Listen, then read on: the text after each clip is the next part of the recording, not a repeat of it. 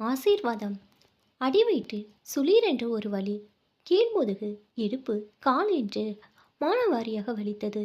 ஒரு காலிமர் கருப்பு கலர் குடித்தால் தேவலாம் போல் இருந்தது. கால்கள் நடுங்கின. சிசேரியன் தையல் வலித்தது. மூச்சு அடைப்பது போல் இருந்தது. இன்னும் கொஞ்ச நேரம்.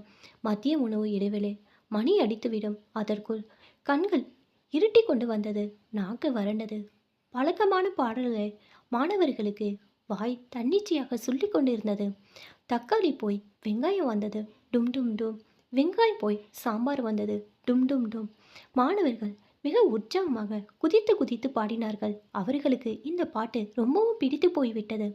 சிலருக்கு ஒரு பல், சிலருக்கு 2 பல் என பல்வேறு அழகுடன் 1ஆம் வகுப்பு குழந்தைகள் ஒன்றிணைந்து டும் டும் என்றபோது வயிற்று வலி மீண்டும் சுளீர் என்றது.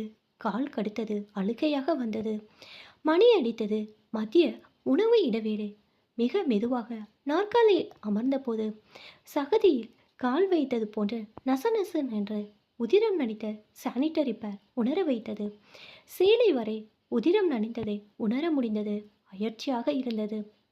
இனி இது ஒரு விஷயமாக ஒவ்வொருவாக கேட்பார்கள். மேடம், உங்க பின்னாடி சேலையை பாருங்க என்று. இதற்காகவே மாற்று உள்ளாடைகள், ஒரு முறை பயன்படுத்தக்கூடிய சானிட்டரி பேடுடன் கூடிய டிஸ்போசபிள் உள்ளாடை வந்து இருந்தாலும் சேலைக்கு தொடர்ந்து வீடு வந்து சேரும் வரை கேள்விகள் வந்து கொண்டுதான் இருக்கும். இதில் ஆண்கள் பார்த்துவிடக்கூடாது என்கிற பதட்ட வேறு. அந்த காலத்தில் இரத்தப்போக்கிற்காக துணிகளை பயன்படுத்திய பொழுது இரத்தக்கரை படிந்த துணிகளை துவைத்து காயப்போடுகையில் அவற்றை ஆண்கள் பார்வையில் படாமல் காயப்போடுவார்களாம். ஒரு பாட்டி சொன்னது ஞாபகத்துக்கு வந்தது. இப்படி ஒளித்து ஒளித்து காயப்போட்டு ஒளித்து வைத்திருந்த துணியை சரியாக உதறி பார்க்காமல் எடுத்து மாதவிடாய்க்கு பயன்படுத்திய பொழுது அதில் இருந்த பூரான் அந்த பெண்ணை கடித்து பெண் செத்தே போய்விட்டாராம். எனவே மாதவிடாய்க்கு சுத்தமான துணியை தான் பயன்படுத்த வேண்டும் என்று வயதுக்கு வந்தவுடன் அத்தைமார்களும் பாட்டிமார்களும் அறிவுரை கூறியது காதில் கேட்டது. இந்த மாதிரி அதிக இரத்தப்போக்கு இருந்தார் ஒரு அகலமான பாத்திரத்தில் நல்லெண்ணெயை ஊற்றி உள்ளங்கை இரண்டையும் அந்த நல்லெண்ணெய்க்குள் முக்கி அதை அப்படியே அடுப்பங்கரையில் அடுப்புக்கு பின்னால் இருக்கின்ற சுவற்றில் பதிக்க வேண்டும் என்று அத்தை சொன்னது நினைவுக்கு வந்தது. தள்ளாடியபடி நடந்து ஆசிரியர்கள் கழிவறைக்கு சென்றபோது வாளியின் அடியில் ஒரு பூரான் தென்பட்டது. பயந்து கத்தக்கூட அசதியாக இருந்த அந்த நொடியில் செருப்பினால் அந்த பூரானை விரிகொண்டு அடித்தாள். எப்படியோ மாலை வரை சமாளித்து அழுத்து போய் வீட்டுக்கு பேருந்தில் செல்லும்போது வழக்கம் போல மலர்வேலி பக்கத்தில் வந்து உட்கார்ந்தாள். மீனாட்சிக்கு மலர்வேலியின் அறிமுகம் நினைவுக்கு வந்தது. இன்று முழுவதுமே இப்படித்தான். மனது கொந்தளிப்பாக இருந்தது. முன்னும் பின்னுமாக ஊசலாடி கொண்டே இருந்தது. மலர்வேலியும் லேசுப்பட்டவள் இல்லை. ரோசக்காரி. கல்லூரிக்கு போய் இலக்கியம் படித்தவள். குடும்பமே அடித்து அசிங்கமாக பேசி விரட்டிய போதும் பிச்சை எடுக்கவோ வேறு தொழிலுக்கோ போகவே கூடாது என்று மிக உறுதியாக பிடிவாதமாக இருந்தவள். நிறைய தோட்டம் வயல்கள் இருந்த குடும்பத்தில் பிறந்தவள் என்பதால் எல்லா வேலைகளும் அத்துப்படி. பள்ளி ஒன்றில் 1ஆம் வகுப்பு டீச்சரான மீனாட்சியை மலர்வேதி சந்தித்தது நட்பானது கூட எதர்ச்சியாக தான் நடந்ததுதான். பேருந்தில் ஒரு நாள் சாத்தூருக்கு செல்ல ஏறிய போது பிச்சை கேட்க தான் வந்திருக்கிறாளோ என்று நினைத்து முதலாவது சீட்டில் இருந்த பெண்மணி சில்லறை இல்லை என்று சிறுசிறுத்ததும் மலர்விழி திகைத்து விட்டாள். அடுத்த சீட்டில் இருந்த மீனாட்சி தான், நீங்கள் சாத்தூராக்கா போகிறீங்க, இங்கே ஏன் பக்கத்தில் வந்து உட்காருங்க என்று சூழலை இலகுவாக்கினாள். அன்று முதல் மீனாட்சி மலர்வினுக்கு பிரியமான அக்காவும் ஆகி போனாள். விருதுநகரில் ஒரு குடியிருப்பில் தங்கியிருந்த மலர்விழிக்கு சாத்தூர் சுற்று வட்டாரத்தில் ஏதேனும் வேலை இருந்தால் ஞாபகமாக மீனாட்சி பள்ளி முடிந்து வரும் பேருந்தில் தான் ஏறுவாள். மீனாட்சியுடன் வளவளவென்று பேசிக்கொண்டே வருவது குற்றால அருவியில் குளித்த புத்துணர்ச்சியை தரும். அருகில் அமரவோ கழிவறைக்குள் விடவோ பொதுவாக தயங்கும் பெண்களிடையே மீனாட்சி தனி ரகம்தான். என்னக்கா யோசனை என்று மலர்விழி கேட்டாள். இவளுக்கு மட்டும் ப்ளவுஸ் கச்சிதமாக இருக்கு, நமக்கு இப்படி தைக்கிற டைலர் கிடைக்கல என்று மீனாட்சிக்கு கொஞ்சம் பொறாமையாக இருந்தது. மலர்விழி கேட்டவுடன் தான் அவளையே பார்த்து கொண்டிருப்பதை உணர்ந்தாள். மலர்விழி உற்சாகமாக பேசினாள். அக்கா, முளைப்பாரி வளர்க்க ஆர்டர் கிடைச்சிருக்கு. நாங்கள் வளர்க்கும் முளைப்பாரி மாதிரி உங்களுக்கு வருமாக்கா? என்ன இருந்தாலும் நாங்கள் சமைக்கிற சாப்பாட்டு ருசியும் நாங்கள் வளர்க்கும் முளைப்பாரி செழிப்பும் யாருக்கு வராது என்றாள். உடனே மீனாட்சி, அது மட்டுமாடி, உனக்கு மட்டும் நல்ல ப்ளவுஸ் அமையுது. தோள்பட்டையை பாரு, கச்சிதமாக இருக்கு. முடியை பாரு, நல்லா அடர்த்தியாக இருக்கு. புருவத்தை பாரு, மைக்ரோ பிளேடிங் பண்ண மாதிரி அவ்வளோ அடர்த்தியாக அழகாக இருக்கு. என்னைய பாரு, சதையெல்லாம் தொலை தொலைன்னு இருக்கு. தோள்பட்டை தொங்கி போச்சு என்று சலித்து கொண்டாள். மலர்விழி ரொம்ப கஷ்டப்பட்டு கௌரவமாக வாழ போராடிய போதுதான் முளைப்பாரி வளர்ப்பதை தொழிலாக செய்யலாம் என்று யோசனை வந்தது. கோவில்களில் கொண்டாடப்படும் பொங்கல்களுக்கு முளைப்பாறு மிக முக்கியம். முளைப்பாரி செழிப்பாக வளர பெண்கள் பெரும் முயற்சி எடுப்பார்கள். மாதாந்திர தீட்டு வந்துவிட்டாலோ முளைப்பாரி பக்கத்தில் கூட போய்விட முடியாது. வீடான வீட்டில் தாய் மகள்கள் என இருந்துவிட்டால் ஒருவர் பின் ஒருவராக மாதம் முழுவதும் தீட்டுதான். முளைப்பாரி பட்டு போய்விட்டாலோ வளராம போனாலோ எந்த முகத்தை வைத்து தூக்கி போவது? மலர்விழி திருநங்கை பொங்கலுக்கு முளைப்பாறை வளர்த்து தருவதை தொழிலாக செய்ய போகிறோம் என்றதும் ஒரு பெண்களுக்கு ஒரே கொண்டாட்டமாகிவிட்டது. இனி சுத்தபத்தமாக இல்லை, முளைப்பாறை வளரல என பிரச்சனை வராது. திருநங்கையர் பெண்களது பெரிய வேலையை சுலபமாக்கி விட்டார்கள். பெண்கள் முடிவெடுத்த பிறகு யாராவது அதை மாற்றிவிட முடியுமா? விழா கமிட்டினரும் முளைப்பாறை வளர்க்கும் வேலையை திருநங்கைகளுக்கு கொடுக்க ஆரம்பித்தனர். 7 நாட்கள் காப்பு கட்டி விரதம் இருந்து பொங்கல் நடக்கும் ஊரிலே தனி இடத்தில் தங்கி முளைப்பாரி வளர்த்து அலங்காரம் செய்து பொங்கல் பாடல்கள் பாடி என 8 நாட்கள் செய்யும் வேலை தகுந்த மரியாதையுடன் தினப்படி உணவுடன் 10,000 முதல் 15,000 வரை பணமும் கிடைக்கும். ஊர் பொங்கல் நடக்கும் காலங்களில் ஒரு ஊருக்கு 2 பேர் என திருநங்கைகள் வேலையை பகிர்ந்து பிரித்து செல்வது உண்டு. இந்த வேலை மலர்விழிக்கு மிகவும் பிடித்திருந்தது. இயல்பிலே மரியாதை எதிர்பார்க்கும் அவளது குணத்திற்கு இந்த வேலை மிகவும் பொருத்தமானதாகவும் இருந்தது. அவளது தோழிகள் சிலர் ஒப்பாரி பாடும் வேலைக்கு செல்வது உண்டு. ஏனோ மலர்விழிக்கு அதில் நாட்டமில்லை. 4 பேர் சேர்ந்து ஒரு நாள் முழுவதும் ஒப்பாரி பாடி இறுதி ஊர்வலத்தில் ஆடிக்கொண்டு வந்தால் 10,000 சம்பாதிக்கலாம் தான். உழைத்து சம்பாதிக்கும் எந்த வேலையும் தவறு இல்லைதான். ஆனாலும் இறுதி சடங்குகளில் ஊர்வலங்களில் குடித்துவிட்டு வரும் ஆண்களும் இருந்ததால் எதற்கு வம்பு என்று அந்த வேலைக்கு அவள் போவதே இல்லை. தானும் தன் சக திருநங்கையரும் எதிர்கொண்ட பாலியல் சீண்டல்களும் மலர்விழியின் மனப்போக்கை பெரிதும் பாதித்தது. பெரும்பாலும் ஆண்களிடமிருந்து ஒதுங்கி இருக்கும் பழக்கத்தை ஏற்படுத்தியது.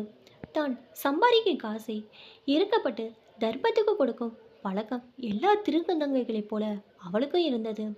மீனாட்சி இறங்கையிடம் வந்தது. கால் நடுங்க சீட்டிலிருந்து எழுந்தபோது பின்னால் அவள் சேலை முழுவதும் இருந்த இரத்தக்கரையை பார்த்து அவளது அலுப்பின் காரணத்தை புரிந்து கொண்ட மலர்விழி, இருக்கா, நானும் கூட வரேன் என்று மீனாட்சியின் கைப்பிடித்து பீரிலிருந்து இறங்க உதவினாள். வாக்கா, நான் இன்னைக்கு உனக்கு சாப்பிட வாங்கித்தரேன் என்று அருகில் இருந்த பேக்கரியில் ஒரு ஹாட் சாக்லேட் முட்டை பப்ஸ் கட்டாயப்படுத்தி வாங்கி கொடுத்தாள். வயிற்றுக்குள் இனிப்பும் சூடுமாக ஹாட் சாக்லேட் இறங்கியதும் கால் நடுக்கம் தானாக நின்றது. கண்ணீர் வந்தது. முளைப்பாரி வளர்க்க போறவ முட்டையை தொடக்கூட மாட்டியே, எனக்காக கூட வந்து ஏன்டி இவ்வளோ கஷ்டப்பட? அடுத்த ஸ்டாப்பில் இறங்க வேண்டியவ இங்கே இருந்து 100 ரூபாய் தின்பண்டத்துக்கு செலவு வேற என்று மீனாட்சி புலம்பினாள். நாளையிலேருந்து முளைப்பாரிக்கு போக வேண்டிய நிலையில் இன்றே மீனாட்சிக்கு பப்ஸை வாங்கி தர முடிந்தது. மலர்விழிக்கு ஆறுதலாக இருந்தது. மீனாட்சி தொடர்ந்தாள். சேலை பூரம் பாலா போச்சுடி, எல்லாரும் இதை வேற கேட்பாங்க. அதான் தெரியுதில்ல, விடலாம்ல, இது ஒரு கேள்வியாக கேட்பாங்க. இது வேற மாதம் மாதம் பாடா படுத்துது. வீட்டில் ரெஸ்ட் எடுக்க வசதி இருக்கிற மகராசி இப்படி வந்தால் தாக்கு பிடிப்பா? நான் நாள் முழுக்க வகுப்புல நிற்கணும், கத்தணும், சின்ன பிள்ளைங்க வேற கவனமாக பார்த்துக்கணும். முடியலடி. இப்போ உனக்கு வேற என்னால் தொந்தரவு. மலர்விழி சமாதானப்படுத்தினாள். சும்மா இருக்கா, எனக்கு ஒரு தொந்தரவும் இல்லை. பொம்பளைங்க பொம்பளை இது கூட செய்ய மாட்டோமா? சேலையில் இருக்க கரையை பற்றி எல்லாம் யோசிக்காதக்கா. இவங்களுக்கு இந்த கரையும் சோர்வும் அவ்வளோ கடுப்பாக இருந்தா சடங்காதுங்க பிள்ளைய அவங்க மகன்களுக்கு கட்டி வைக்க வேண்டியதானே. அதை செய்வாங்களா? மாட்டாங்க. ஆனா பிறந்தாலும் நானும் எப்போ மனசாலையும் இப்போ உடம்பாலையும் பொண்ணுதாங்க்கா. உன் கஷ்டம் எனக்கு புரியும். பேசிக்கொண்டிருக்கும் போதே 50களில் இருந்த ஒரு பெண் மலர்வியிடம் 10 ரூபாய் கொடுத்து ஆசீர்வாதம் பண்ணுங்க, உங்க கையால 1 ரூபா கொடுங்க என்று கேட்டார். நீங்க எல்லாம் நித்திய சுமங்கலி, உங்க ஆசீர்வாதத்தில்தான் என் குடும்பம் செழிக்கணும் என்றார். அந்த பெண்மணியை பார்த்ததும் மலர்விழிக்கு பழைய சம்பவம் நினைவுக்கு வந்தது. ஒரு முறை மலர்விழி பெண்கள் கழிவறையை பயன்படுத்த சென்ற பொழுது இவங்க எல்லாம் பெண்கள் கழிவறைக்கு விடக்கூடாது என்று இதே அம்மா கழிவறை காப்பாளரிடம் சண்டை போட்டது மலர்விற்கு மறக்கவே இல்லை. பாலியல் சீண்டல்களுக்கு பயந்து அவள் ஆண்கள் கழிவறைக்கும் செல்வதில்லை. இதை சொல்லி விளக்கிய போதும் இந்த பெண்மணி கழிவறைக்குள் விடவே இல்லை. வயிறு வலிக்க சிறுநீரை அடக்கி கொண்டே வீடு வந்து சேர்ந்ததை மலர்விழி மறக்கவே இல்லை. குழந்தைகள் வேண்டும், ஆனால் பீரியட்ஸு தீட்டு. ஆசீர்வாதம் வேண்டும், ஆனால் திருநங்கையர் பெண்கள் கழிவறைக்குள் வரக்கூடாது. மலர்விழிக்கு ஒரு நொடியில் இந்த எண்ணங்கள் வந்து போயின. அந்த அம்மா நீட்டிய 10 ரூபாயை அவர் கையிலே திரும்ப கொடுத்து பின் தன் பர்சிலிருந்து 1 ரூபாய் நாணயத்தை எடுத்து அந்த அம்மாளிடம் கொடுத்து நல்லா இருங்க என்றாள். பிறகு ஒரு விசிட்டிங் கார்டை அந்த அம்மாளிடம் கொடுத்து இது என்னோட business card, address, phone number இருக்கு. முளைப்பாரி வளர்க்க கேட்ரிங் ஆர்டர் இருந்தா கூப்பிடுங்க என்றாள். அந்த பெண்மணி போன பிறகு மீனாட்சி கேட்டாள், ஏண்டி அந்த பொம்பளைக்கு ஆசீர்வாதம் பண்ணுன? எவ்வளோ திமிரு இருந்தா 10 ரூபா நீட்டியிருப்பா. ஆசீர்வாதம் கேட்குறதுல மரியாதையா பணிவாக கேட்க வேண்டியதானே, அது என்ன காசை நீட்டி கேட்குறது? மலர்விழி மிக அமைதியாக ஆழமான குரலில், இதுக்கே கோவப்படுறியே? இவங்க தான் என்னைய பெண்கள் கழிவறைக்குள்ள விடக்கூடாதுன்னு சண்டை போட்ட புண்ணியவதி. குடிகார பயல்க, வெறி பிடிச்ச பயல்கள் கிட்ட சிக்கிடக்கூடாதுன்னு தான் ஆண்கள் கழிவறை பக்கம் போவதில்லைன்னு எவ்வளவோ கெஞ்சியும் அன்னைக்கு இந்த அம்மா போகவே விடலை. வயிற்று வலியே வந்துருச்சு என்றால் மீனாட்சிக்கு சுள்ளென்று கோபம் தலைக்கேறியது. சும்மாவே கால் தொட முழுவது நச நச பிசுபிசு என்று ஒரு மாதிரி எரிச்சலாக இருந்தது. பையிலிருந்து எடுத்து 2 முறை பர்ஃப்யூமை அடித்து கொண்ட போது குப்பென்ற இரத்த கூச்சி வியர்வை வாடையிலும் தெரிந்தது போல் இருந்தது. வெந்நீரில் மிக சுத்தமாக குளித்துவிட்டு சுத்தமான காட்டன் உடைகளை போட வேண்டும் போல இருந்தது. வீட்டுக்கு போகும் வரை கழிவறையையும் பயன்படுத்த முடியாது. பொது கழிப்பறையும் சிறுநீர் தொட்டு எல்லா இந்திய பெண்களைப் போலவே மீனாட்சிக்கும் அனுபவப்படும். இந்த கசகசப்பில் மலர்விழி கூறியது மேலும் ஆத்திரமூட்டியது. இந்த லட்சத்தில் இருக்கிற மட்டமான கழிப்பறையில் கூட ஒருத்தி அவசரம்னு சொல்லியும் இந்த பொம்பளை விடலன்னு சொல்கிற, அவளுக்கு ஆசீர்வாதம் பண்ணுற ஓடி கூறுகட்டவில்லை என்றாள் ஆற்றாமையுடன் மலர்விழி. நீ கோவப்படாதக்கா, எனக்கு மனுஷங்களோட சில்லறை தரம் பழகி போச்சு. அவங்க என்கிட்ட மன்னிப்பு கேட்டு இருந்தாதான் நான் ஆச்சரியப்பட்டு இருப்பேன். அவங்களுக்கு என்னை இப்போ அடையாளம் கூட தெரியலை.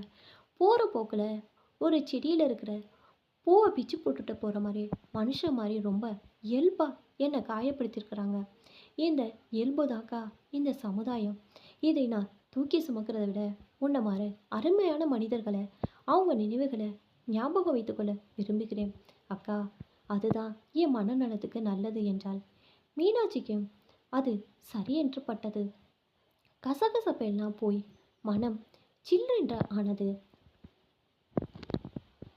மீனாட்சி ரொம்ப சுவாதீனமாக, ஆமடி, மனநலந்தான் முக்கியம். நாம் ஜாலியாக பேசுவோம்.